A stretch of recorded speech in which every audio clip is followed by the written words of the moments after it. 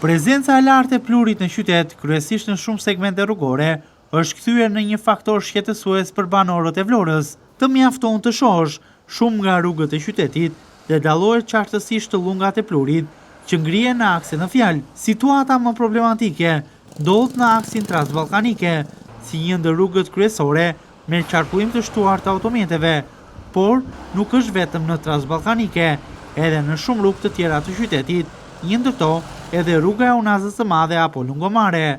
Gjithashtu, prezencë e lartë e plurit edhe në akset të cilat lidhin këto dy segmente mes tyre.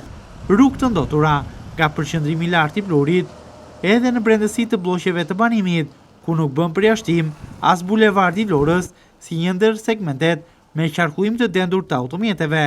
Përqendrimi i lartë i plurit në qytet është shtuar tepër edhe nga projekti i cili po realizohet prej kohësh, i cili po penalizon totalisht Vlorën.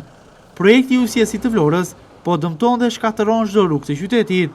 Më pas gropat në të mbushen me zhavor dhe apo çakëll, teksa si rrjedhoja e tyre do t'ja shtohet edhe më tepër, duke kapur nivele alarmante.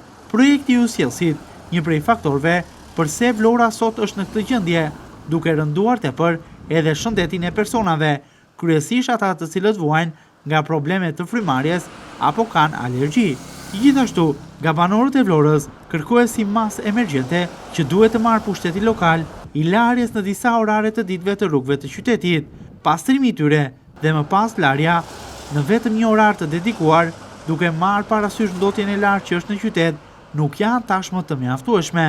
Shtimi i orarit të larjes së rrugëve do të sillte në Vlorë efekte reale në paksimin e ndotjes. Nuk mjafton pastrimi i mbeturinave apo fshirja me fshesë e shumë rrugëve, trotuareve apo shesheve të Vlorës, por duhet larja e tyre në disa orë të ditës, tepër kjo e nevojshme për Vlorën. Derisa projekti i ujësjesit të përfundojë, me sa duket, kjo duhet jetë zgjidhja, ndaj nga pushteti lokal kërkohen marrje masave emergjente pikërisht nga banorët e Vlorës.